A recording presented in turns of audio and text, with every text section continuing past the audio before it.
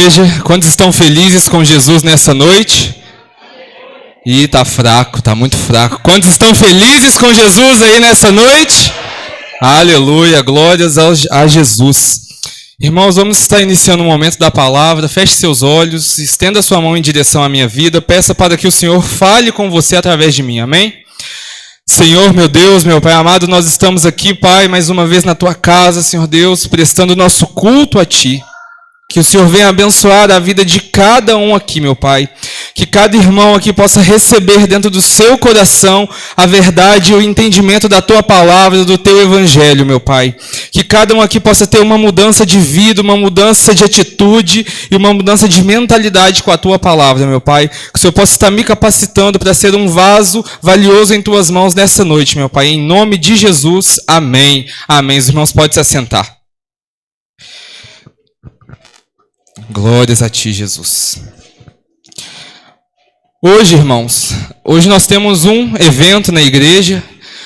Hoje é o culto onde nós participamos da mesa do Senhor. Hoje é o culto de Santa Ceia.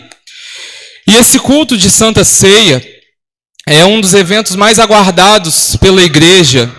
Nós ficamos esperando que esse evento aconteça. É no culto de Santa Ceia que a gente coloca a nossa melhor roupa, que a gente vem mais arrumado, que a gente acha qualquer meio para vir ao culto. É aquele culto que a gente acha que é indispensável, porque é um culto muito importante.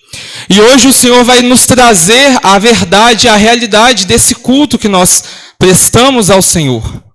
Vamos abrir a palavra do Senhor em 1 Coríntios, capítulo 11, versículo 23. Amém? 1 Coríntios, capítulo 11, versículo 23. Aleluia. A palavra do Senhor diz assim: porque eu recebi do Senhor o que também lhes entreguei. Que o Senhor Jesus, na noite em que foi traído, pegou o pão e, tendo dado graças, o partiu e disse: isto é o meu corpo, que é dado por vocês. Façam isso em memória de mim. Do mesmo modo, depois da ceia, pegou também o cálice, dizendo: este cálice é a nova aliança do meu sangue. Façam isso todas as vezes que o beberem, em memória de mim. Porque todas as vezes que comerem deste pão e beberem o cálice, vocês anunciam a morte do Senhor até que ele venha. Por isso, aquele que comer o pão ou beber o cálice do Senhor indignamente será réu do corpo e do sangue do Senhor. Que cada um examine a si mesmo, e assim coma o pão e beba o cálice. Pois quem come o pão e bebe sem discernir o corpo, come e bebe juízo para si. E por isso que há entre vocês muitos fracos e doentes, e não poucos os que dormem.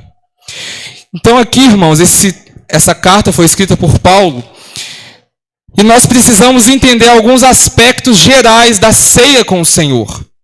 E depois nós iremos tratar de assuntos mais específicos. Mas no primeiro momento, com esse texto que nós acabamos de ler aqui, nós conseguimos tirar algumas informações muito importantes para esse momento. O primeiro ponto, o primeiro aspecto, é que Jesus, ele instituiu esse momento da ceia do Senhor no dia em que ele foi traído. Jesus, ele já tinha ciência que ele iria ser traído, né, como era uma profecia, e naquele dia ele já sabia que iria ser traído, e ele instituiu a última ceia. Ali ele ceiou com os discípulos. E nós temos elementos que são simbólicos para nós, que nós temos que tirar do contexto e entender o que realmente significa. O pão, na ceia do Senhor, ele simboliza o corpo de Cristo. O corpo de Jesus que é partido por nós. Então o pão, quando nós temos esse elemento em nossas mãos, nós temos que ter a noção, nós temos que ter o entendimento que esse pão ele está representando o sacrifício que Jesus fez por mim e por você. O pão que nós simbolizamos aqui é o corpo de Cristo. É aquele sacrifício que Jesus ele fez naquela cruz por mim e por você. Então esse é um dos elementos da ceia. O outro elemento é o cálice, é o vinho. que representa um novo pacto de sangue, no sangue de Jesus, que nos purifica de todo o pecado. Então, quando nós tomamos o cálice, nós estamos simbolizando que nós acreditamos no sangue de Jesus e nós acreditamos na eficácia que o nome dele tem. Então, quando nós representamos aqui através de uma oração, nós falamos, vamos comer desse pão e tomar desse cálice, nós estamos comendo o corpo de Jesus, ou seja, lembrando do sacrifício que ele fez por nós naquela cruz, mas também nós estamos aderindo em nossas vidas um novo pacto que nós fizemos com o Senhor. Então, esses dois aspectos são muito importantes para nós entendermos esse momento tão importante para nós. A ceia, ela é um ato de proclamação da morte de Jesus e de uma antecipação da sua vinda. Então, ao mesmo tempo que esse momento da ceia, ele nos conecta com a história da salvação, a história que Jesus passou nessa terra, ele também nos remete a um futuro, a uma esperança que nós iremos viver. Qual é essa esperança? A volta de Jesus. Então, esses aspectos são muito importantes para nós. Por quê? Porque senão você vem, participa desse culto sem ter o entendimento do que você está fazendo. Então, de aspectos gerais, a ceia, ela nos conecta com a história da salvação de Jesus, o sacrifício que ele fez por nós, mas também nos remete à esperança da salvação e de tudo aquilo que nós iremos herdar na vida com Deus. Então, feito esse primeiro ponto, feito esses primeiros aspectos, nós vamos começar a entrar mais em outros pontos muito importantes. Então, com a palavra do Senhor, nós entendemos que nós vamos participar de uma outra ceia. Não é esta ceia que nós hoje iremos participar aqui no culto. Vai acontecer uma ceia onde nós cearemos com Jesus. E esse texto está em Mateus, capítulo 26, versículo 29, diz assim: E digo a vocês que, desta hora em diante, nunca mais beberei deste fruto da videira, o vinho, até aquele dia em que beberei com vocês o vinho novo no reino de meu Pai. Aleluia! Então, irmãos, nós cearemos com o Senhor naquele dia. Qual dia que é esse? O dia que Jesus voltará para buscar a sua igreja. Então aqui o texto em Mateus, isso aqui é Jesus falando, então ele está nos prometendo, ele está deixando claro, evidente, que nós iremos cear com ele nesse dia que vai chegar.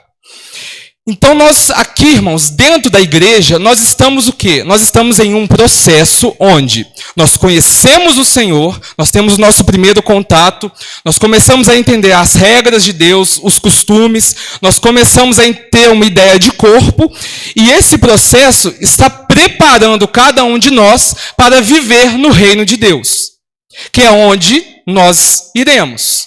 Amém? Então, nós precisamos entender aspectos da nossa vida aqui na terra e do nosso processo de preparação para o reino. Amém? O primeiro aspecto que nós precisamos entender é a nossa natureza pecadora. Então, vamos abrir a palavra do Senhor em Romanos, capítulo 7, versículo 15. Amém?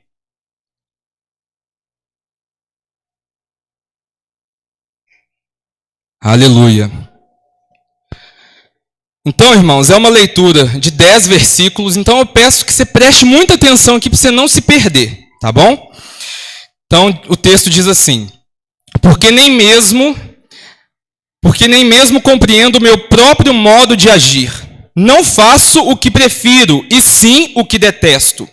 Ora, se faço o que não quero, concordo com a lei, que é boa. Nesse caso, quem faz isso já não sou eu, mas o pecado que habita em mim. Porque eu sei que em mim, isto é, na minha carne, não habita bem nenhum. Pois o querer, o bem está em mim, mas não o realizá-lo. Porque eu não faço o bem que eu quero, mas o mal que eu não quero, esse faço. Mas, se eu faço o que eu não quero, já não sou eu quem faz, e sim o pecado que habita em mim. Assim como esta lei, quando eu quero fazer o bem, o mal resiste dentro de mim. Aleluia. Porque, segundo o homem interior, eu tenho prazer na lei de Deus, mas os meus membros, outra lei que há guerreando contra a lei da minha mente. Me faz prisioneiro da lei do pecado que está nos meus membros. Miserável homem que sou, quem me livrará do corpo desta morte? Graças a Deus, por Jesus Cristo, nosso Senhor, de maneira que eu, de mim mesmo, com a mente, sou escravo da lei de Deus, mas segundo a carne, eu sou escravo da lei do pecado. Os irmãos conseguiram entender? Então, dentro desse texto, dessa passagem, o que o apóstolo Paulo está trazendo para nós? Como que nós, seres humanos, funcionamos? Nós temos uma funcionalidade. E o apóstolo Paulo ele está dizendo, ele está retratando o quê? O bem que eu quero fazer, esse eu não faço. Mas já o mal que eu detesto, esse eu faço. Então, dentro de nós, há uma guerra constante, uma constante guerra. Que é o quê? Nós, quando chegamos na igreja, nesse processo de preparação para o reino, nós temos a vontade de fazer a obra. Então, nós temos vontade de pregar, nós temos vontade de sair às ruas, de evangelizar, disso, daquilo. Por que nós não fazemos isso e nós acabamos pecando? Porque dentro de nós há uma natureza, que ela é caída, uma natureza pecadora, que pertence a este mundo, e que luta com esse bem que eu quero fazer. Por que é importante a gente entender isso? Porque essa constante batalha dentro da nossa mente, ela nos traz a clareza de um propósito. Por que essa batalha ela é tão importante de ser entendida? Porque ao final dessa batalha, dependendo do seu resultado, você irá participar da ceia do Senhor ou não. Então, irmãos, presta atenção. Quando chega a você uma decisão, quando chega até você uma decisão, imediatamente vai começar uma luta interna dentro de você. Vai começar o bem, que é a sua mente conectada à vontade do Senhor. O aspecto da sua mente que quer agradar a Deus. Entretanto, do outro lado, vai vir a sua natureza pecaminosa, a sua natureza pecadora que quer o mal. Tanto que o apóstolo fala que não tem bem nenhum em mim, não tem bem nenhum na minha carne. Então, irmãos, quando isso chega até você, quando as decisões chegam até você, é a sua escolha. Por isso que é tão difícil, por isso que é tão trabalhoso ser cristão nos dias de hoje. Então, eu vou dar um exemplo bobo, esdrúxulo, bem básico. Chega diante de você uma oportunidade de você furtar um lápis, de você pegar para você um lápis. Dentro de você, aquilo ali começa uma luta interna. Eu vou fazer o bem para agradar o Senhor, ou eu vou fazer o mal, que é satisfazer o meu desejo de ter aquele bem para mim? Então é isso que acontece. Trazendo para o nosso contexto de igreja, é o quê? Hoje eu quero ir no culto. Não, mas eu estou cansado, eu trabalhei a semana inteira, nossa, acho que eu não vou não. Então, sempre que você for tomar uma decisão para o reino, que for direcionada às coisas de Deus, você tem que ter um entendimento que, dentro de mim está acontecendo uma batalha. Qual que você vai escolher dar ouvidos? Porque no final de tudo você tem o livre-arbítrio. Mas existe essa batalha. Então, hoje você que está aqui sentado nesse banco, você pode se considerar um vitorioso. Porque você venceu uma pequena batalha dentro da sua mente. Porque nós temos pessoas hoje, irmãos nossos que já vieram aqui, que infelizmente caíram, que infelizmente escolheram o mal. Irmãos, e esse propósito dessa batalha é nos preparar para a ceia. Por quê? Porque de acordo com as nossas atitudes, de acordo com aquilo que nós vamos escolhendo ao longo da nossa vida, vai determinar se nós iremos cear com o Senhor ou não. Sabe por quê, irmãos? Porque o Senhor Ele nos ama ao ponto de respeitar a nossa decisão. Então, se você escolher dar ouvidos ao mal constantemente, sabe o que vai acontecer com você? Nada. Deus não vai mandar um raio cair sobre você? Não vai. Mas, naquele dia, quando estiver chegando a hora da ceia, você não vai participar.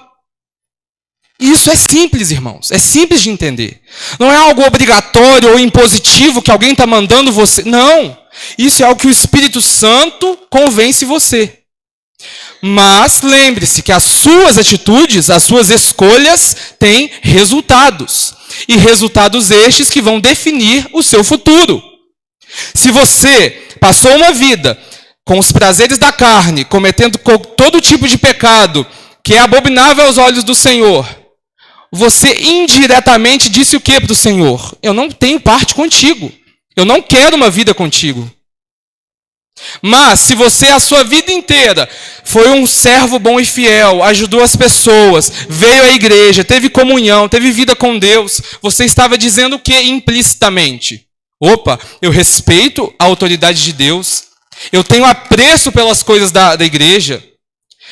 E isso, irmãos, faz com que nós venhamos a desfrutar dessa ceia do Senhor. Amém? Vamos abrir a palavra do Senhor em 2 Timóteo, capítulo 4, versículo 7.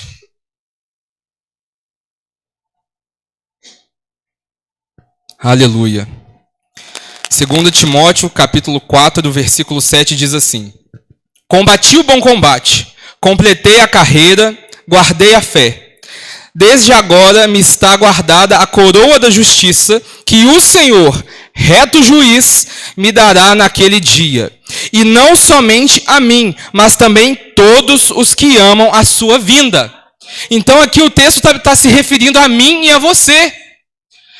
O texto está dizendo que não somente a mim, mas também todos os que amam a sua vinda.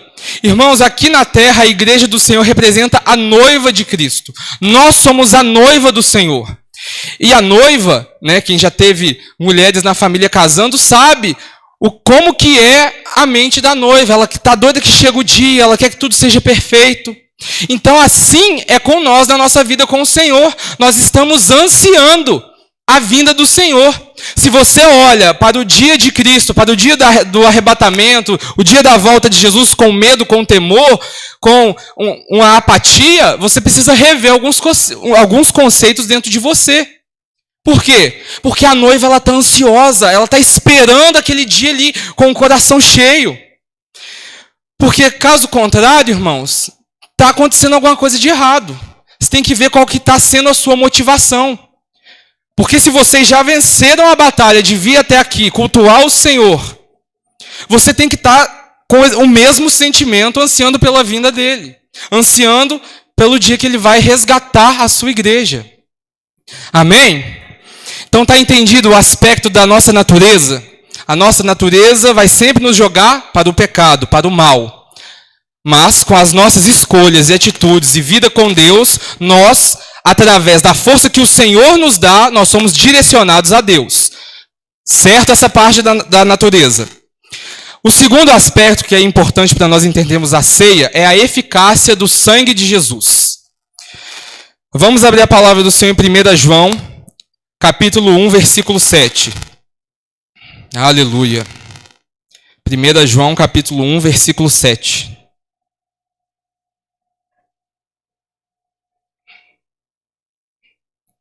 Pode dar glória a Deus, amém? Tem liberdade, pode falar com o Senhor, amém? Glória a Deus. Diz assim: se andarmos na luz como Ele está na luz, mantemos comunhão uns com os outros, e o sangue de Jesus, seu Filho, nos purifica de todo pecado. Se dissermos que não temos pecado nenhum, a nós mesmos enganamos, e a verdade não está em nós. Se confessarmos os nossos pecados, Ele é fiel e justo para perdoar os pecados e nos purificar de toda a injustiça. Aleluia.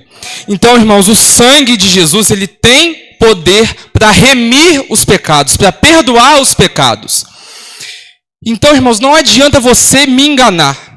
E tenha maturidade de ouvir isso agora. Não adianta você querer enganar o seu pastor, querer enganar o irmão que está do seu lado, porque você pode colocar a sua melhor roupa, você pode trazer a sua Bíblia com aquela maior letra, querer se apresentar de uma maneira espiritual, mas se você não tiver vida com Deus, se você não reconhecer os seus pecados, você está enganando a você mesmo.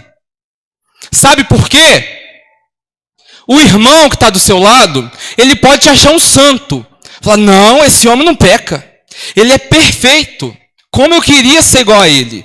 Você pode passar essa visão para as pessoas? Pode. Mas se isso não for uma realidade na sua vida, você está se enganando. Sabe por quê? O que te leva para o céu não é a opinião do seu irmão. O que te leva para o céu não é o que os outros pensam de você. O que te leva para o céu é a sua conduta. É aquilo que você escolheu fazer. É aquilo que você se posicionou, aquilo que você se prestou a fazer. Então, irmãos, se Deus, na sua palavra, ele não tivesse deixado claro para nós, o jogo seria muito injusto. Seria injusto a vida. Mas o Senhor ele já deixou muito claro. Vem quem quer. As portas do reino estão abertas, mas para aqueles que querem e que agem conforme o que está escrito. Então, irmãos, o perdão, ele está disponível para você. Você chegou aqui hoje, você pode ter pecado antes de vir para a igreja. O perdão de Deus, o perdão de Jesus, ele está disponível para você. É como se ele estivesse em cima de uma prateleira de mercado e você vai lá e pega. Mas ele depende de 3 elementos. O perdão, para você receber de forma onde você pode ter paz que você foi perdoado, você precisa fazer, primeiro, uma autoanálise. Como diz o texto, o homem examine a si mesmo.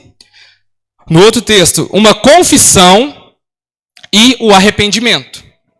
Então, para você ser perdoado de algum pecado que você cometeu e que você se arrependeu, você precisa fazer uma autoanálise. É o quê?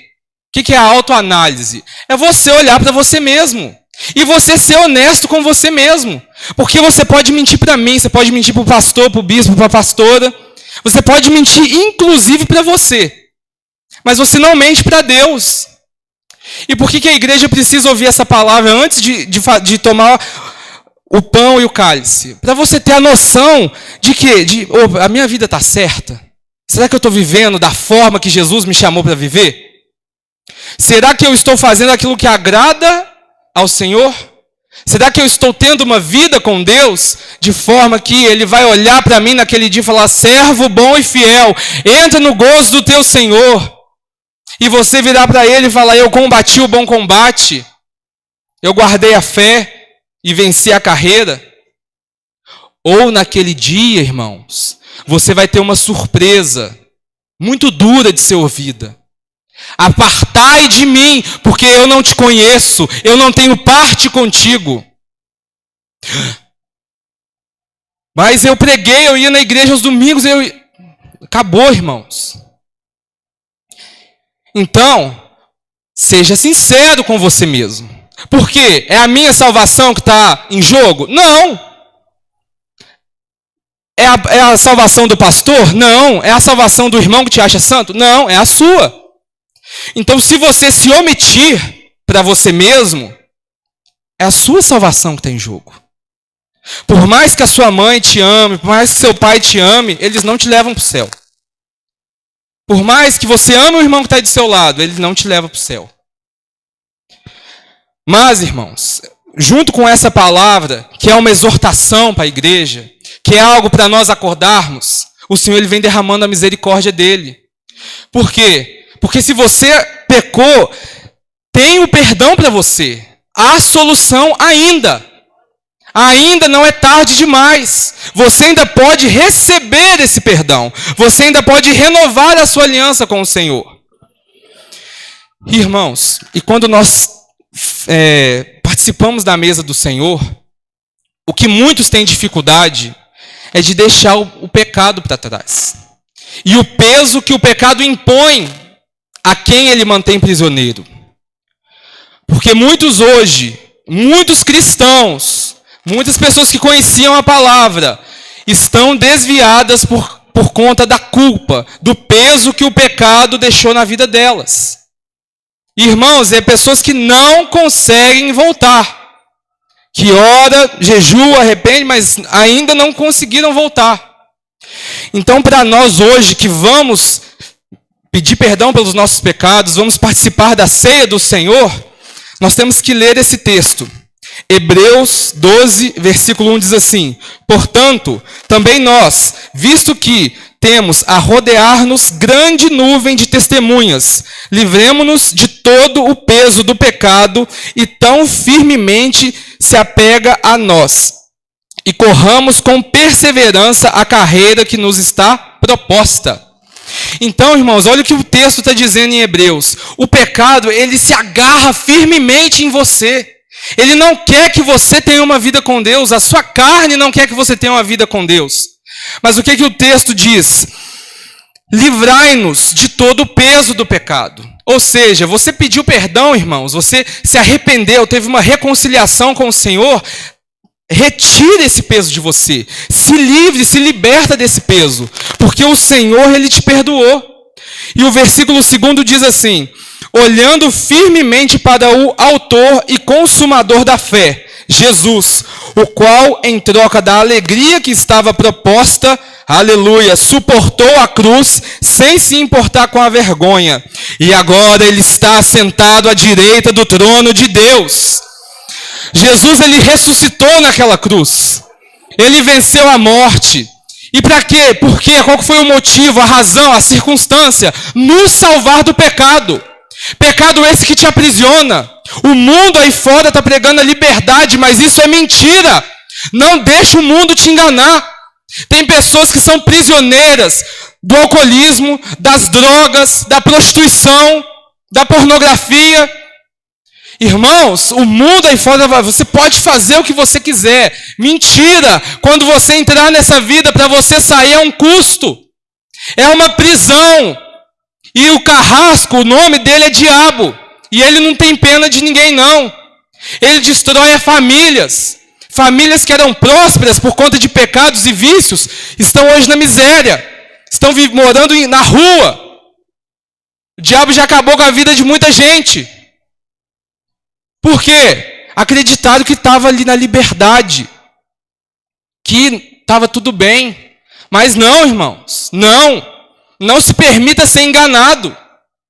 É fácil falar não para o mundo? Não, não é.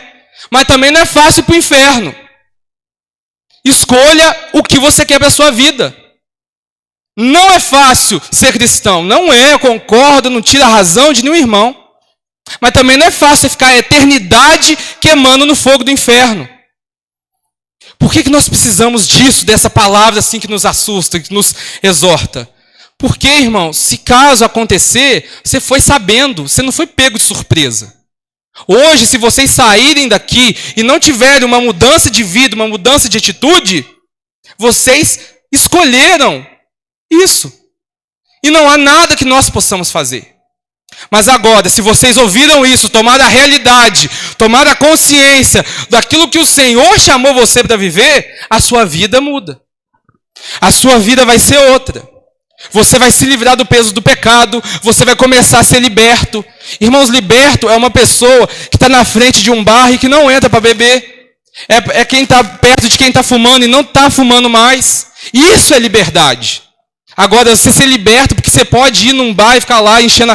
Isso não é liberdade, irmãos. Isso está te aprisionando aos poucos. Isso está acabando com a sua vida. Então, irmãos, nós precisamos ter esse conhecimento, esse despertar de realidade para nós. Irmãos, e o terceiro aspecto é que nós precisamos nos encher da esperança que há no Senhor. Por quê? O mundo aí fora, irmãos, está cada dia pior. E vai piorar mais. Não há uma expectativa de melhora. Não vai acontecer algo milagroso e todo mundo vai começar a viver bem. Não. A tendência é o quê? Filho matando pai, família sendo destruída, guerra, reino contra reino, nação contra nação. É isso que espera o mundo aí fora. E não vai mudar. Não vai. Só que nós, como cristãos, como servos do Senhor, nós não nos alegramos por isso, nós não nos regozijamos buscando a nossa alegria no mundo, nas coisas boas que há lá fora. Não, a nossa alegria e esperança, ela está firmada no Senhor. Ela está firmada no Deus, na promessa da vinda de Jesus, que vai vir e vai arrebatar a sua noiva. Em Romanos 15, 13 diz assim: E o Deus da esperança encha vocês de toda alegria e paz na fé que vocês têm, para que sejam ricos em esperança no poder do Espírito Santo. Então, se você chegou aqui hoje sem esperança, desmotivado, Ele te sustentará, Ele vai te levantar, Ele vai colocar força dentro de você. Se até hoje a sua carne tem vencido, você vai colocar um ponto final nela hoje. Você vai falar: carne, você já venceu por muito tempo, mas agora quem vai vencer é o Espírito do Senhor. Quem vai falar, quem vai ditar a minha vida é o Espírito Santo. Eu não aceito ser prisioneiro, a minha família não vai ser prisioneira na sua mão, diabo. A partir de hoje acabou o seu domínio da minha casa, acabou o seu domínio na vida da minha família, acabou o seu domínio no meu trabalho. Eu não vou gastar dinheiro mais com farmácia, eu não vou gastar dinheiro mais com vício, eu não vou mais deixar você fazer aquilo que você queria.